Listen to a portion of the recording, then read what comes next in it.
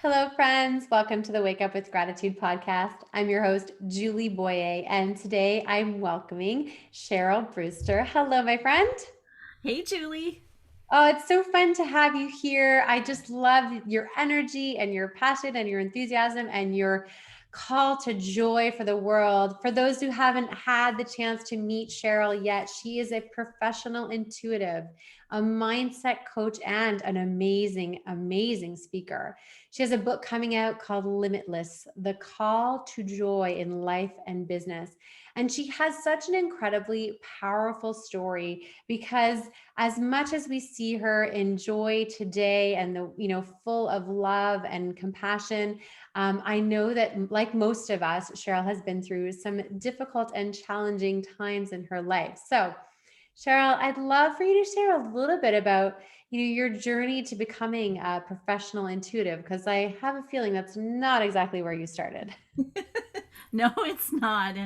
And yes, I laughingly explained that I came into my work kicking and screaming the whole way, and my background didn't welcome this kind of idea at all. And so I had what I call a calling to learn everything I could about being intuitive and what that meant, because I knew that I wanted to live my life with deeper purpose and to live my fullest potential possible. So when this calling came, I was really resistant because I thought this is weird stuff. So I was the biggest skeptic of them all. But as I studied and had my own experiences, I began to see that there's always greater dimensions of reality. And if we haven't been exposed to them, of course we're going to be skeptical and doubt.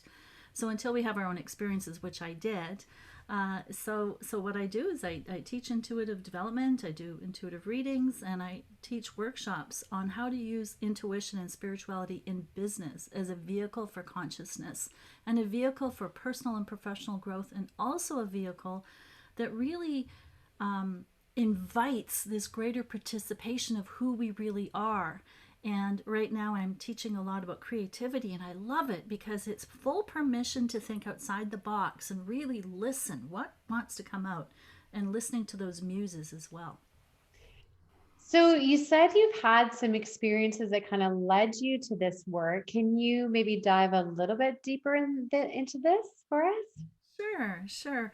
Even as a little kid being in nature, whenever I was in nature, I remember getting up super early to watch the sunrise, and it would be the most exquisite experiences of connection to source, to connection to God, to spirit, to the universe.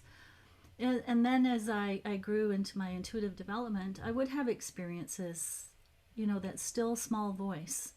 And I was at a particular retreat, and I was outside wrestling with God, talking to God, saying, "Why are you doing this to me? All this intuitive psychic stuff. Why are you doing this to me?"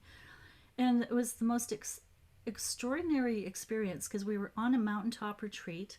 I saw a mist coming down the mountain, and it got closer and closer. And then it surrounded me, and I'm going, "Whoa!" and my this I call it the voice said to me, and it was like God speaking, "This is who you thought I was. Let me show you who I really am." And then from there, I've had many, many mystical experiences, and one of which I experienced a death experience just this last Christmas Day, where en route into the ambulance, went into this place of expanded consciousness and was very clearly experiencing oneness, and being instructed to come back to talk about my experience and how it's so important that every thought we think and every action we take comes from love, and to really pay attention to, what am I really thinking, what am I really feeling, and how am I really communicating. And especially now with the changes we're seeing in the economy around the world and the planet, it's like, okay, something really big and important is happening, and are we taking the time to listen and have really open up to this grand adventure of life? Oh my goodness. I got chills as you were telling your story, especially about the mist and the mountaintop and there's a lot of beautiful mysticism in what you're sharing and this beautiful connection that we have. And I will agree with you that being out in nature really does help us bring us closer to God, higher consciousness, to the like eternal energy that flows through the world. One of that I love the sunrise. That is my place to go, my passion, my I'm going to tell you, I'm going to interrupt the interview with a really funny story from this morning. This is how I'm driven to go to the sunrise. So I got up. It's April, just for those that are wondering, and it's Vancouver Island. So it's like a mild place. And I Beautiful. get in the car to go to the beach, and there's hail. I was like, it's hail. Okay. It's like, I'm sure by the time I get to the beach, the hail will be done because it's April. Nope. Driving to the beach, the road is covered. It's white. I get to the beach and I can see the sky is kind of clear, but it's hailing. So it's just like I went anyways and I experienced this hail and I experienced a sunrise while it was hailing in April, and the trees were blooming and the flowers were out. It to me, if that's not a mystical, magical experience, I don't know what is, because there's never been anything like it. And I don't really ever see myself running into that kind of thing again. So, like your experience on the mountaintop, right? You can go to that mountaintop again and again and again, and it's not going to be the same. It's never going to happen again. So, oh, I just wanted to share that connection that you brought up, with that connection to nature and that connection to spirit and to so much more. So I'm curious, when you went through that moment, you said you were in an ambulance over Christmas. So what had happened? How did you end up in an ambulance? Well, I'd had a stumble and fell on concrete and broke my arm. So Ouch. yeah, it was very, very painful. And the ambulance people were giving me laughing gas, and it as a result of the gas, to dull the pain, I literally felt myself leave my body. Now, I didn't physically flatline in the ambulance. However, I have had experiences before as profound in using the breath, because I've learned holotropic breathing, and when you breathe really quickly, you do go into an altered state because you're changing the chemistry of the body. And in this altered state a few years ago, I had the most extraordinary experience again, and it was like, wow. And in that experience,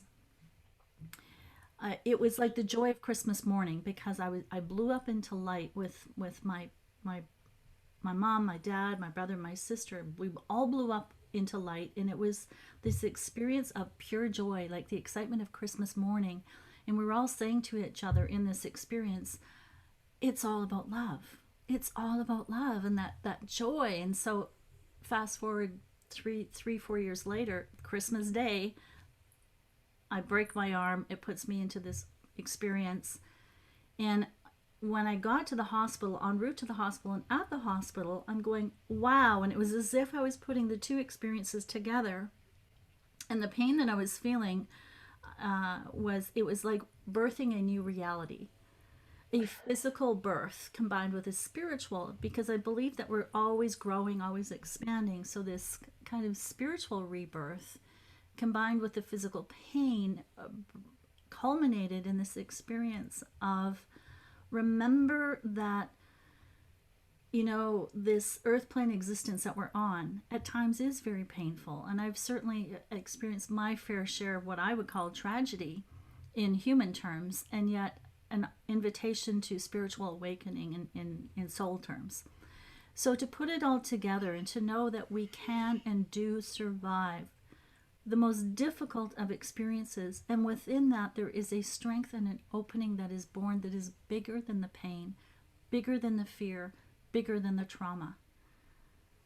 And so the book that I'm currently writing, The Call to Joy, talks about that, because we, through obstacles, have the opportunity to flourish. And it may not feel like it at the time, but it is there nonetheless. So, and that's why I'm very, very passionate about what I do, because I have experienced my fair share of pain.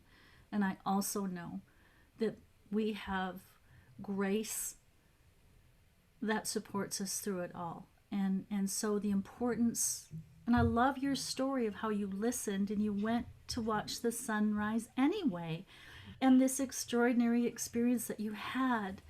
And that, Julie, I believe is what it's all about. That's following through in your intuition. That's taking action, and that's expansion. And I love what you do with your gratitude work, because gratitude synchronizes us to this bigger movement, this bigger energy, this bigger possibilities, and the power and the grace to overcome obstacles. There's a lot of wisdom in what you just shared and beauty in your words. I really feel that you're a powerful speaker with a voice that just makes me feel good. I'm lighting up. I know you're not watching the video, most of you are watching listening to the audio, but there is a light that comes from your words. And I love what you said, bringing it back to the intuition that I followed this morning. I do actually believe that I have a sunrise intuition. And, I just listen to it now. And it's funny because I have a friend that I often meet up for sunrise, my friend Wally. He's an older man, and we just happen to over time we just sometimes we just end up at the same beach, not planning it. But this morning I messaged him. I said, hey, I'm heading out anyway to the beach. And he's like, you are? I was like, yeah, it's just a bit hail. But he said to me after, he said, I'm so grateful that you actually went, because I don't know that I would have gone if you hadn't gone. Right. And it's that pull. And then I got to share this experience with a friend who might not have experienced it. And I think the more of us that lean into our own intuition and you mentioned about the discovering who we are and who we are authentically, that really has a profound effect on what's going on in our world. There's a massive shift going on. Now, you mentioned working in business, you spend time with leaders. And how does this work translate into business leadership? Because I feel like the two might, not always work well together. In the past, I don't think they necessarily did. I don't think we were allowed to really dig deep. I see spirituality as a solid foundation in business, and that we must combine the two, because when we're talking about spirituality, it's not about religion. Spirituality is about living your highest core values, whatever they are, whatever religion you are or are not. Yeah. And so I love to study and learn, as you can tell by the bookshelf behind me. And I'm a keener, so it's like, whoa. Recently, something called U theory came into my life. And U theory is in business and leadership at the highest levels. And it's an amazing process. So if you imagine the letter U, it's all about using uncertainty to lead, to guide. And it's very intuitive in nature, and it's described as the letter U. So as you come down the U, you're bringing with you your problems that need solutions. You're also bringing with you your blind spots. And as you get to the bottom of the U, you're using that time to go into your own heart, to go into quiet, to go into stillness. It's called presencing. And I love that term. So you're connecting to source, and you're being open and using the principles of mindfulness. For example, beginner's mind. It's like, I think such a powerful part of intuition and business is dropping what we know and being open to what we haven't discovered yet. So at the bottom of that U is where the current self is meeting the future self. And then as they combine and integrate, they come up the other side expansive, open, so that solutions can land. Now, when I found that in business and in the leadership and business material I was reading and studying, I cried literally, because I thought, wow, I'd not seen it so succinctly explained before. And it so matches what I've developed through the years, my own system, which I call the ABCs of intuition. So here I've created something on my own all these years, and then I see it in business and leadership, and I'm going, wow, So this bigger picture that we're all tapped into. So whether we call it the ABCs, whether we call it U theory, or whether we just call it common sense, which it Yeah. is, it's like and so the invitation here too is leading from the edge of uncertainty. So this ability that to hone and to polish and to build this skill of being very comfortable in uncertainty and being able to let go of our fears and our judgments, that's true business leadership, I believe. And also I'm just looking at a book I just purchased recently. Steve Farber, had the pleasure of being on a webinar with him yesterday. His book title is Love is Just Damn Good Business. Do what you love in the service of people who love what you do. I really feel like that is an amazing, amazing way to live. Because why? We've both spent time connecting to what's beyond. And what we know is that A, our time here is limited. Mm-hmm. And B, why are we wasting time doing things that we just can't stand doing? It doesn't make any sense. There's a couple of things you said in there that I would just want to maybe get a little bit more on, because I want to make sure that I'm clear on what they mean. So presencing. So what exactly, like, is it an action that you take? Is it a pause? Is it a moment? Can you explain that one again for me? Sure. So presencing is where you're deliberately taking the time to connect with source. Okay. So, for example, you deliberately took time today to connect with the sunrise. Right. Okay. And you came away with a profound experience. So presencing in business is we're listening deeply, and we're allowing the our minds to quieten down, and particularly these days where business can be related to survival. So the primal brain kicks in, and fear, flight, fright, flight, freeze kicks in. So this deep presencing allows for us to give safe passage to those feelings so they can flow through. So and that's what I love to teach in the work that I do. It's like, let's take this, let's work with it. This is I call it black gold. It's like oil bubbling up. We need to harness that power. We need to refine it.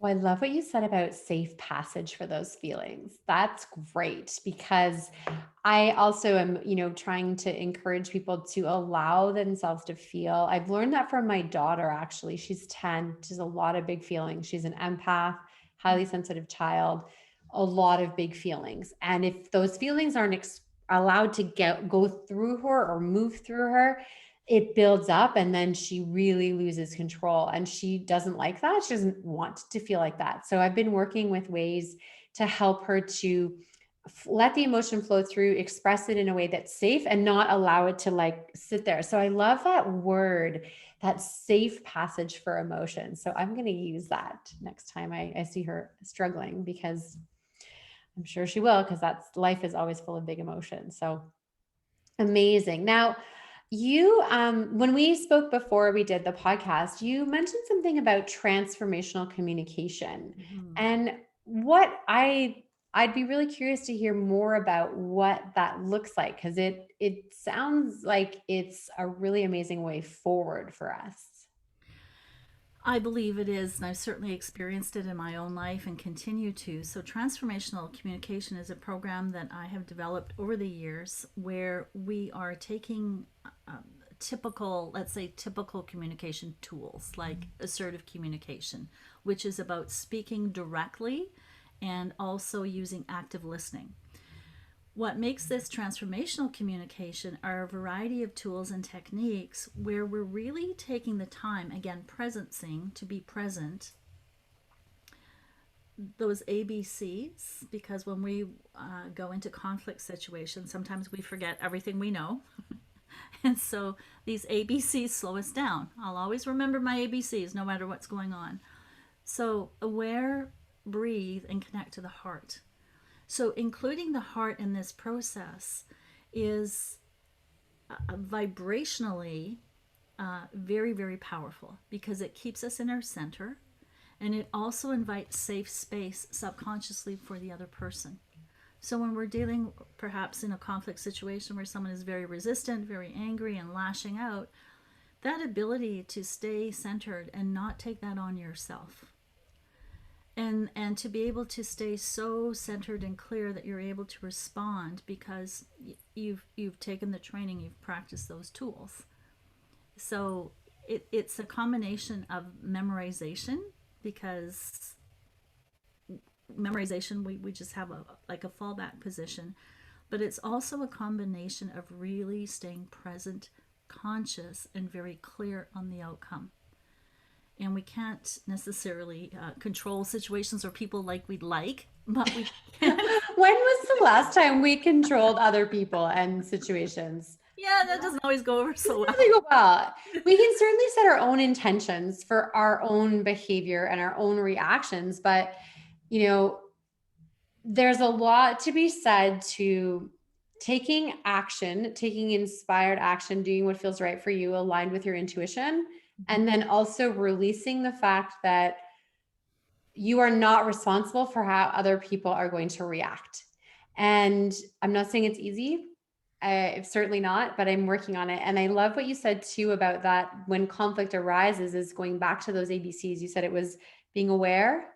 Aware, yes, Aware. aware, and so this is this deep presencing, right? Okay. Because we're taught literally, our experience is not to be aware of our feelings. We're taught to stifle our Yeah. feelings, right? So as we give those feelings safe passage, they can move through us, and they don't have to become overwhelming, and they don't have to become aggressive. And that's our tendency, that's our knee-jerk reaction. So that's why this training is so important. Right. So aware, okay, what am I feeling right now? Okay, yep, there it is. There it is. And to breathe it through, to take those 3 conscious, deliberate breaths, to breathe that through, can be absolutely life changing, because now I'm putting myself back in control. This deeper wisdom Mhm. is now back in control, rather than my reactive personality or emotions. And emotional intelligence is a skill that is learned through practice.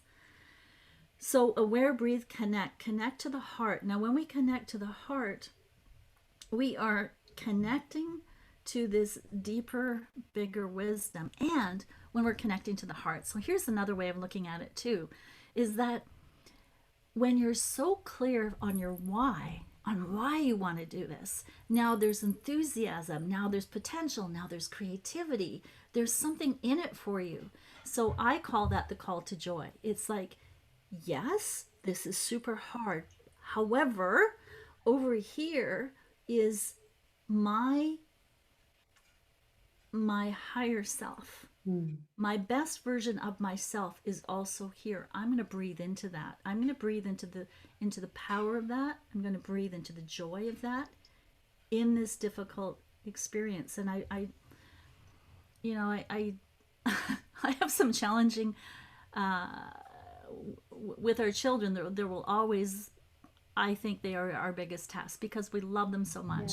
Yeah. And we're very protective of them.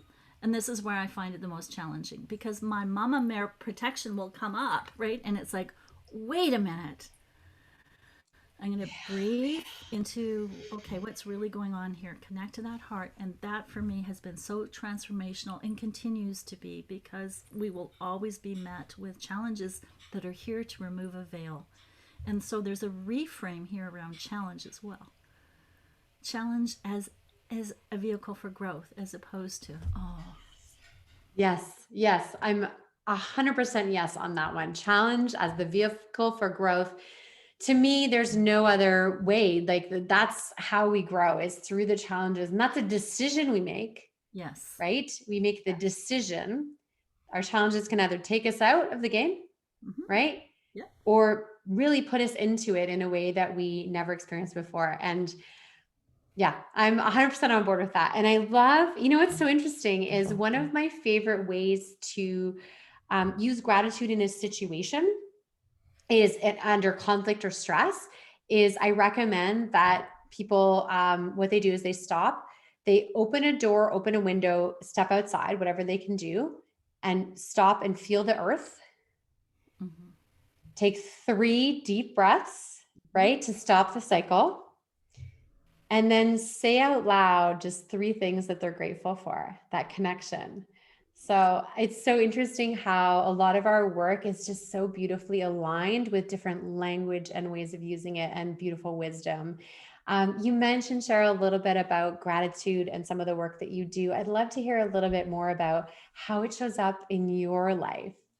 Absolutely. I'm going to use an example of a very difficult period I'd gone through. You know, it was a dark night of the soul, definitely for me. And I was having a hard time being grateful, very hard time. And it was like, how can I be grateful in this situation? Because I just couldn't find it. So I kind of reverse engineered it. And I thought, well, what would get me to gratitude? And what came up for me was how I had a choice to give pain a productive purpose. That was the first one. The second one was that I was going to hold sacred whatever was happening to me and whatever I was feeling. That there was a sacredness that was happening at the same time. And as soon as I embraced this idea of sacredness, it was like, oh, okay. And it immediately brought me back to grace. That even though there are times I cannot feel it, there is a grace here. And I believe that this is part of the work that we're doing, and a very important part. And this goes back to those ABCs: awareness, and to be able to catch ourselves when we're going off, when we're not being grateful. So, ironically, my battery light just came on because I wasn't plugged into source. Now I am. The literal source of energy. I love it. But you were just saying, I mean, that's it. It's about like being connected and connecting through gratitude and connecting to source in all these beautiful ways. And I love that you use the example of you were in a moment where you couldn't find the gratitude, because I think sometimes that's where many people are stuck. They don't know where, to find the You gratitude. know, absolutely. And this for me is transformational communication, because transformational communication happens inside first and then it happens outside. And I believe that a lot of us are releasing a lot of generational pain, a lot of generational limiting beliefs. And so it's really important that when we feel the heaviness, that we remember to bring sacredness to it. Oh, And then when we bring sacredness to it, now there can be gratitude, because it's like, oh, thank you,